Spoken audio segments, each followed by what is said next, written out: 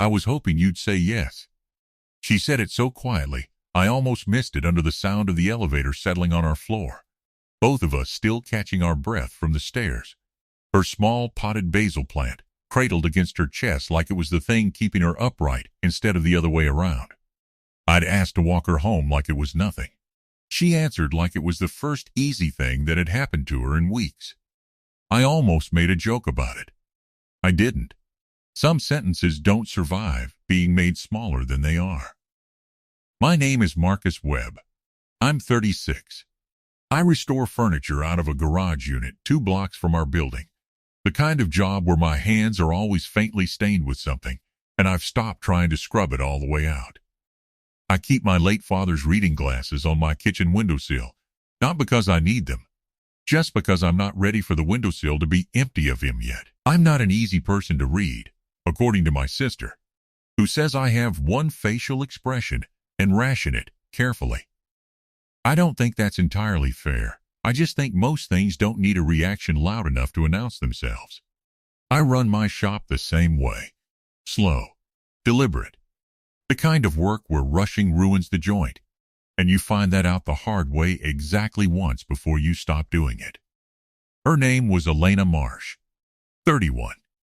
She worked remote, something in editorial that kept her on calls most of the day, and entirely silent the rest of it. She carried a small basil plant down to the building's shared windowsill every evening around 6, set it in the last patch of sun, and brought it back up an hour later.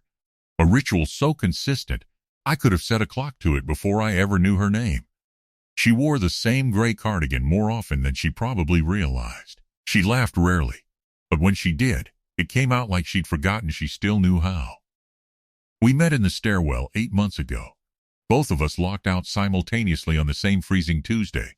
Her key snapped clean in the lock. My key in a jacket I'd left at my brother's house, and we ended up sitting on the same step for 40 minutes, waiting for the building super, talking about nothing important in the specific way strangers do when neither one has anywhere else to be. That was the whole foundation. Nodding in the hallway. A held elevator door. The kind of proximity that never asks anything of you, which made it easy to never offer anything either. The existing dynamic was the kind neither of us mentioned out loud. We were both quietly repairing something. She'd moved into the building 5 months after a relationship ended in the unglamorous way most of them do, slowly, then all at once. And she still flinched slightly at the word we when other people used it about themselves. I'd moved in the year after my father died, taking an apartment 2 floors from where I'd grown up, so the neighborhood would still feel like something instead of a hole where a person used to be. We recognized the careful version of each other immediately, the way 2 people in physical therapy nod at each other in a waiting room.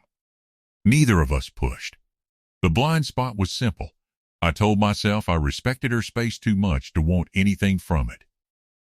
That was true. It just wasn't the whole truth. The night it happened started with sirens 2 blocks over, and the particular cold that comes right before real winter. The kind that gets into your hands before you've admitted the season's changed. I remember the smell most. Wet brick. The metallic edge of cold air. Somebody's dinner cooking 2 doors down with the door propped for airflow. Garlic and something simmering too long. By the time I got home from the shop, the building's group chat, the one nobody used except for noise complaints, was lit up with a single fact passed around in 6 different alarm tones. A break in 2 floors below mine. A door forced sometime that afternoon, while the tenant was at work. Nothing taken but the lock destroyed, and the hallway carpet still showing boot prints when the police left. It wasn't violent. It wasn't even close to either of us. But it changed the air in the building the way bad news always does. In a place that small, every door a little more aware of itself. Every hallway noise registering half a second longer than it used to. Someone had taped a flyer to the lobby mailboxes about a building meeting that never actually happened. The elevator, usually silent, suddenly felt like it was holding its breath between floors. I found Elena in the lobby around 7, plant in hand, staring at the building directory like it had personally let her down. She wasn't panicking. She doesn't really do panic, from what I'd seen. She was doing the quieter thing, standing very still, jaw set, working out a problem with no good answer. I usually walk to the corner store around now, she said. Not quite to me. I don't really want to tonight. So don't, I said. It's 2 blocks. That's not a real reason to be this twitchy about it. It's still a real reason. I held the lobby door. I'll walk with you. She looked at me for a second too long before she answered, like she was deciding whether accepting counted as something. Okay, she said. Just that. We walked to the corner store under streetlights that buzzed faintly the way old ones do, past a stretch of sidewalk where the cold had pressed everything quiet. No traffic, no voices, just our own footsteps and the occasional rattle of the basil leaves against the side of the pot she'd brought along out of habit. Like leaving it behind for 20 minutes had never occurred to her. The disruption was external, a break-in neither of us had any real stake in. The first crack was smaller and entirely internal. She reached the curb half a step ahead of me and put her hand out, briefly, instinctively, the way you do for someone you're used to walking beside, even when you've never actually done it before. She caught herself doing it and pulled her hand back fast, tucking it into her cardigan sleeve like she could erase the gesture by hiding the evidence. I noticed. I didn't say anything. That bothered me more than it should have. Not the gesture, but how badly she seemed to want to take it back. We got her 3 things from the store: milk, a candle, a bag of the cheap coffee she always bought, and on the walk back she went quiet in the specific way people go quiet right before they say something they've been carrying. I didn't feel it. I'd learned over 8 months of nodding in hallways that she said her real sentences slowly, and that rushing her only sent them back into hiding. You don't have to keep doing this, she said eventually, meaning the walking, the holding doors, the small unspoken pattern that had formed between us without either of us naming it. I know, I said. I'm doing it anyway. That sat between us for the rest of the block, and neither of us tried to fix the silence it left. We worked through the next several evenings on something neither of us called a routine, though it clearly was one. I'd finish at the shop, she'd finish her last call, and somewhere around 6 we'd both end up near the windowsill at the same time. Her setting the basil down in its patch of fading sun, me pretending I'd just happened to be checking my mail at exactly that hour for the 4th day running. On the 3rd evening, she set the plant down and didn't immediately reach to fix its angle toward the light, which she always did. A small, fussy habit I'd noticed without meaning to. She just stood there a second too long, staring at nothing. And when I asked if she was all right, she said, "I'm fine," in the flat tone people use specifically when they aren't. And I let it go, because pushing felt like it would cost us both something we weren't ready to spend. I have poor survival instincts around quiet women who say they're fine in that particular voice. I went back upstairs anyway, because some sentences you don't get to interrogate. You just get to notice them. 2 evenings later, a second thing. I caught her on a video call through her cracked open door as I passed. Not eavesdropping, just bad timing, her voice carrying further than she probably realized, and heard 4 words before I had the decency to keep walking.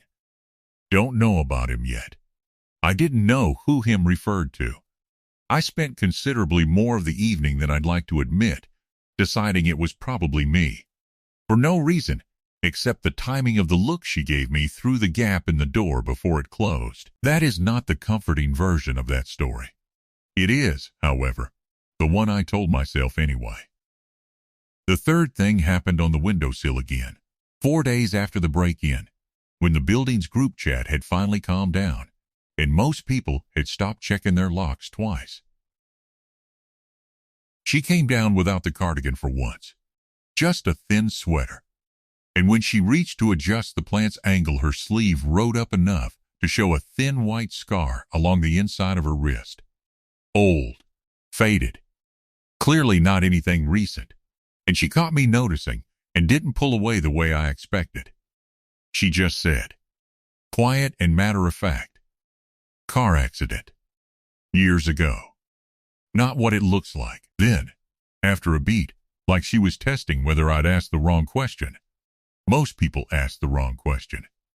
I wasn't going to ask anything, I said. You don't owe me the story. She looked at me a long moment. That got the smallest real smile from her. The kind she usually rationed for absolutely no one, as far as I'd ever seen. There was a fifth thing, smaller than the rest, that I almost let pass without noticing. She'd started leaving her apartment door cracked the few inches it took to hear the hallway, something she'd never done before the break-in, and never fully closed it again, even after the building had calmed down. I asked her about it once, lightly, and she shrugged like the question annoyed her more than the habit did. I like hearing when someone's home, she said. She didn't say whose footsteps she meant. She didn't have to. I'd learned by then that her real sentences came wrapped in something smaller so she could take them back if she needed to. A sixth thing happened the same week, equally quiet. I'd left a chair out front of the shop to dry after refinishing it, and came back the next morning to find a small folded note tucked under one leg. No signature, just 3 words in handwriting I recognized instantly because I'd seen it on package labels left outside her door for months. Careful, might rain. I kept the note longer than I'd ever admit to anyone who wasn't currently reading this. I blamed the cold for the warmth that note put somewhere in my chest, which was a poor excuse, and I knew it. The fourth thing was the quietest, and it was the one that actually undid me. The following evening, she came down to the windowsill, and instead of setting the basil where it always went, she set it slightly closer to where I usually stood checking my mail. Not dramatically, an inch, maybe 2. Like some part of her had started arranging the small geography of her evenings around where I happened to be standing in them, without either of us discussing why. I didn't say anything about it. I just noticed, and kept noticing, the way you notice a single lamp left on in a house you're slowly starting to think of as somewhere you might belong. The evening everything actually shifted. It was raining lightly, the kind that doesn't soak you, but makes everything smell like wet pavement and cut grass from somebody's balcony planter 2 floors up. We were both at the windowsill later than usual, her plant beaded with droplets that had drifted in through the prop door, and for once, neither of us reached for a reason to leave. It was quiet for a long stretch. No dialogue. Just her watching the rain through the gap in the door, and me watching her watch it. The hallway light buzzing faintly overhead the way it always did, right before it needed changing. Her fingers rested on the edge of the plant's pot, not moving it, just resting there. She didn't pick it up to take it back inside, even though it was getting wet enough to need to. I keep thinking about how easy this is, she said finally, not looking at me. Standing here, talking about nothing. I don't know what to do with how easy it's been. That landed harder than I expected. Something in my chest shifted, not dramatically, just enough that I went still instead of answering right away, because my body understood before my mind had caught up with what she'd actually admitted.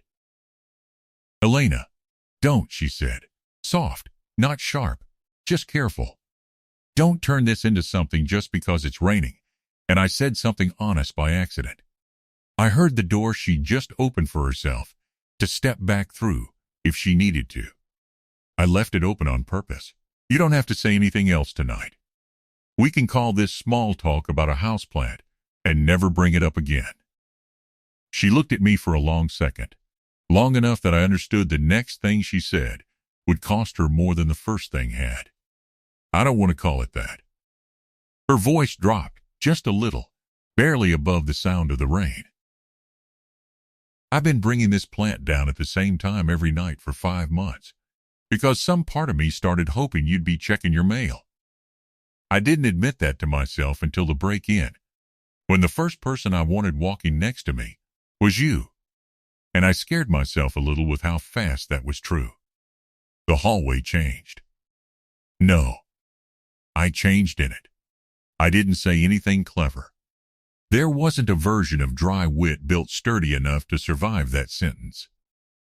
I just stood there, chest tight, the kind of stillness that isn't calm so much as overload, until she said, even quieter than before, "I was hoping you'd say yes." That's the sentence. The one from the title. The one I told you about before I told you anything else, because some sentences refuse to wait their turn in the story. I didn't reach for her right away. I said the only true thing I had instead. I started checking my mail at 6 every night 4 months ago. There was never any mail. I just wanted to be standing somewhere you'd be. I let that sit before the rest. I lost my father the year before I moved in here, and for a long time every room felt like a waiting room. You're the first person who made the hallway feel like somewhere, instead of just a space between two doors. She didn't move for a second. Then she set the basil down fully on the windowsill, both hands free for the first time all evening, and reached over slowly to take my hand. Not rushed, not uncertain, just chosen. I held it back the way you hold something you've been careful with for a long time, without ever explaining why. Then, predictably, the door at the end of the hall banged open, and Mrs. Alvarez from 4B came through with her recycling, took one look at the two of us standing there, holding hands in front of a rain-soaked basil plant, and said, finally, with the flat satisfaction of a woman who'd clearly been waiting on this for months. Elena laughed, really laughed, the kind she rationed, and the moment came back down to earth exactly the way it needed to. "She's not wrong," I said. "She's never wrong," Elena said. "It's the most annoying thing about her." 3 weeks later, the building's group chat had moved on from the break-in entirely, mostly because there was a new piece of gossip to replace it. Mrs. Alvarez had apparently told at least 4 other tenants about the hallway moment before either of us had a chance to. Elena pretended to be embarrassed about it. She wasn't. Not really. We started taking the basil down together most evenings, which made no logistical sense for a plant that small, and neither of us cared. The early weeks had their own particular awkwardness, the kind that comes from two people used to careful distance suddenly choosing to close it. We both apologized too much, for things that didn't need apologies, bumping shoulders in the narrow stairwell, accidentally both reaching for the same mail key.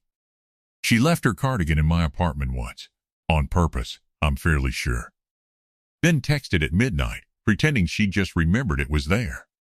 I left it exactly where it was for 3 days, just to see if she'd come get it herself. She did eventually, and didn't take it home with her.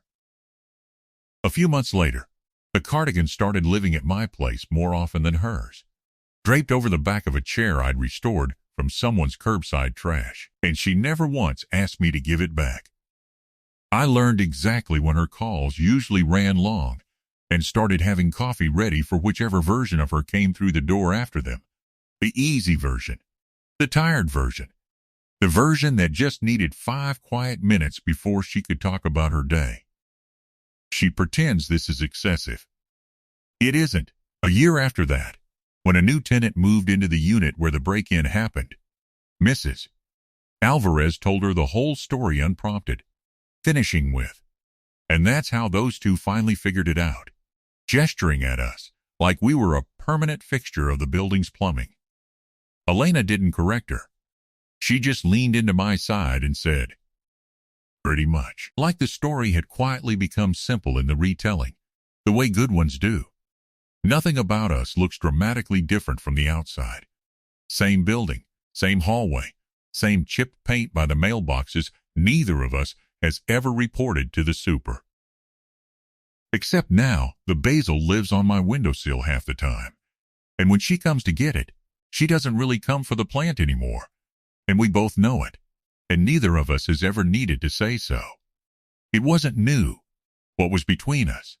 I think it had probably been sitting quietly in that hallway for months, in the held doors and the matched footsteps and the basil moved an inch closer every evening, waiting for one ordinary, frightening night to finally ask the question out loud, instead of just living it in silence.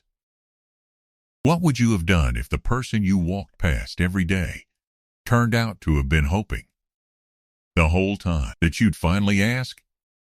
And have you ever kept a small daily habit going long after the practical reason for it disappeared, because some part of you already knew the real reason you were doing it? Tell me your story in the comments. If you liked this one, leave a like, subscribe, and I'll see you in the next video.